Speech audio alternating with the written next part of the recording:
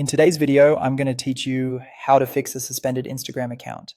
If your account was suddenly disabled or you can't log in, don't worry, follow along and I'll show you a straightforward way to request a review directly from Instagram. Start by opening the Chrome browser on your device, then tap the address or search bar at the top, type Instagram support and run the search. From the results, select Instagram Help Center. This is Instagram's official resource, and using it helps you reach the right forms and guidance.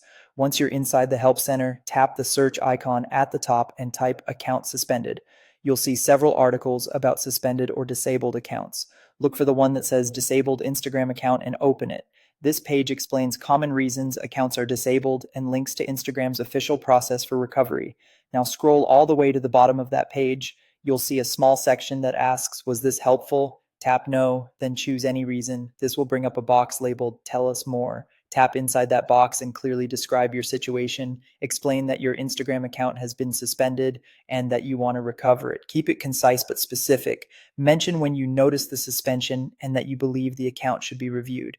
Be sure to include the email address you want Instagram to use for communication and your Instagram username. Use the same email that's linked to your account if possible, as that helps the team verify ownership.